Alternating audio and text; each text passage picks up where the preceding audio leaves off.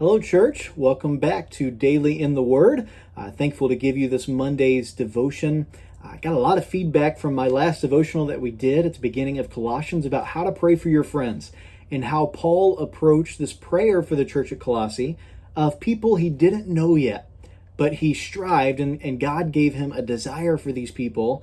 And for people that he didn't even know, he shared some prayer requests, how to pray, and how he was praying for these people that he didn't even know. And I also compared that to how we should pray for people we don't know, because the majority of requests that are presented to us, more than likely in church or in our community, they're prayer requests for people that we'll never meet, that we'll never know, but we can have an impact through our prayers.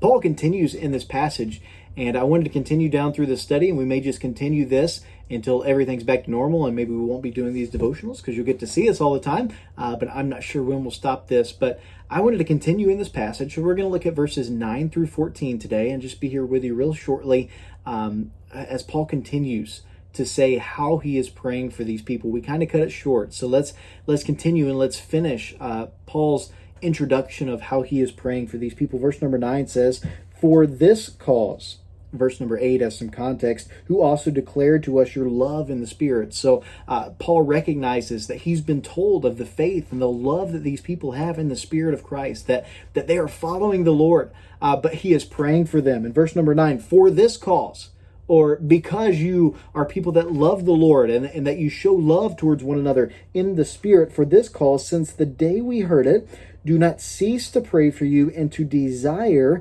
that you might be filled with the knowledge of his will and all wisdom and spiritual understanding." Those were the three prayer requests that we talked about last time. So basically, Paul is praying for spiritual intellect and practical assessment of their spiritual life and how to live best for Christ, that they would be filled with all the wisdom of Christ, that they would be following Christ to their full abilities. But in verse number 10, and this could be the theme verse for many of your lives, you can memorize this verse and it would help you greatly, "that ye might." So according to verse number 9, we're praying this, "that ye might walk worthy of the Lord unto all pleasing, being fruitful in every good work and increasing in the knowledge of God." Let's stop right there.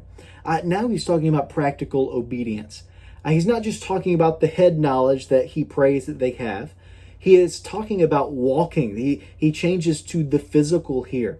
Walking worthy of the Lord unto all pleasing. Unto whose all pleasing? Unto God's all pleasing.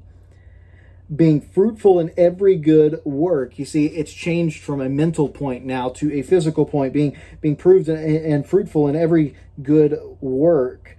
And increasing in the knowledge of God. So he goes back to their head knowledge. Basically, he's praying for practical obedience for the people of the church at Colossae. How do we fit that into our lives?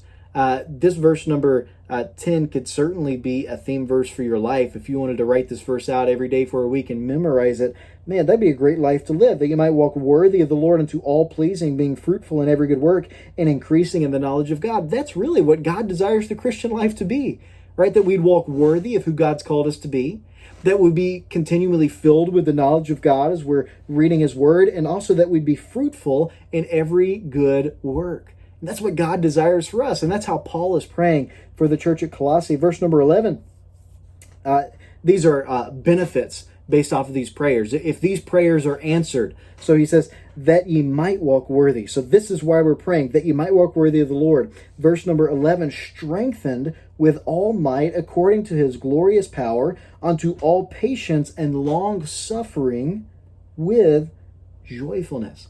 So now he goes on to talking about their character. Not only does he want them to spiritually understand who God is and how much he loves them and how they should be following after Christ mentally, and then physically in verse number 10, walking worthy of who Christ has called them to be in all joyness. And verse number 11, "strengthened with all might according to his glorious power." And we could take a moment, we could talk about just that phrase for this whole devotional, how we are strengthened with God's glorious power. This is why Paul's praying for them. "Unto all patience and long suffering with joyfulness." And we don't have time to go through all these things very detailed, but he says, "Unto all patience and long suffering joyfulness." Don't you wish you had patience and long suffering with joyfulness at times. Long suffering kind of as the indentation that you are suffering along, right? That you're waiting for something, and with all patience. These things don't often in our Christian lives lend themselves to joyfulness, but Christ and Paul here denotes that we can have both long suffering and all patience with joyfulness. And how do we do that? Believe that if we're in tune with God, that's how we do that. If we're truly following God, we're walking worthy of His calling. If we're following Him with our minds and physically, everything that we are willing to be patient and to be long-suffering with joyfulness, because we know that all of these things have an end to them. We know that all of these things have a purpose for our lives, so we praise for good character. Also in verse number 12, not only patience and long suffering with joyfulness, but giving thanks unto the Father, which hath made us meet to be partakers of the inheritance of the saints in light. Basically, what Paul is saying here is that you might suffer here on this earth. You might have hard times, and there might be a need for you to have long suffering and all patience. But know this, you can give thanks unto the Father, which hath made us to meet to be partakers of the inheritance of the saints in light. And just the statement in light there has a lot to note back to what the book of Matthew says about us being salt and light. But here Paul is again encouraging them, hey, give thanks also to your Father, because you know ultimately you will live with Him for eternity, and He is that one true light, and you are saints in light. Who hath delivered us, verse number 13, lastly. This is a needful reminder for the church at Colossae, and this kind of ends Paul's introduction to them before he gets into the meat of the doctrine, which we'll delve into next time, as next time we'll be going through verses 15 through 20. He says here, who hath delivered us from the power of darkness, and hath translated us into the kingdom of His dear Son, in whom we have redemption through His blood, even the forgiveness of sins. So lastly, as Paul is speaking to them in an introductory manner, he reminds them whose they are. Not who they are, but whose they are. Who hath delivered us from the power of darkness. Christ has. And hath translated us into the kingdom of His dear Son. God has. In whom we have redemption through His blood, even the forgiveness of sins. And Paul is showing them that he is praying for them. As he's praying for these people he doesn't know, he's saying, here's the things I'm praying for you about. And he's saying, here's the results of these things. If you're truly walking worthy, if you truly have the knowledge of Christ, if you're truly joyful and long-suffering and all patience, then we get this view. And this can go both ways, right? If we're truly doing those things, our mind goes back to who Christ is. But if we are beginning to do those things, we need to focus again on who Christ is, who hath delivered us from the power of darkness and hath translated us into the kingdom of His dear Son, in whom we have redemption through His blood, even the forgiveness of our sins. Christ has done so much for us. And Paul reached out to the church at Colossae, and the beginning of his introduction, he reminded them who they were. After he said, you know what, I'm praying for you.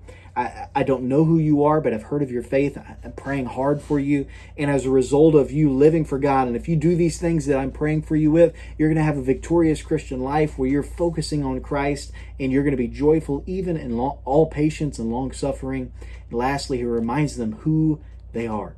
And Christian, if you get anything out of this, you might need to be reminded whose you are.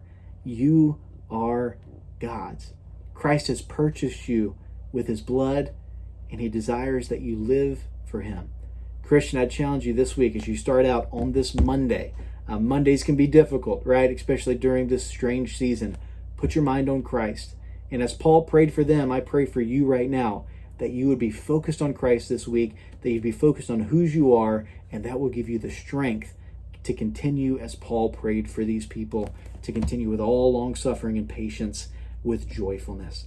Thank you so much for watching this, church. I pray that you would stay tuned to these. And also just wanted to get in one last reminder for our teenagers.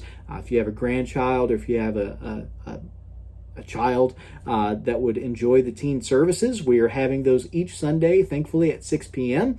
and each Thursday at 7 p.m. And both of those services are now in the auditorium, so we could spread out and have a lot of fun. I actually just got back from one of those services. That's why I'm kind of going crazy through this. But I would appreciate it if you guys would spread the word that we are having services again as a youth group in person. And that's why you have been seeing less interaction on our Facebook page to our teenagers, because we'd like to encourage everyone to come in person.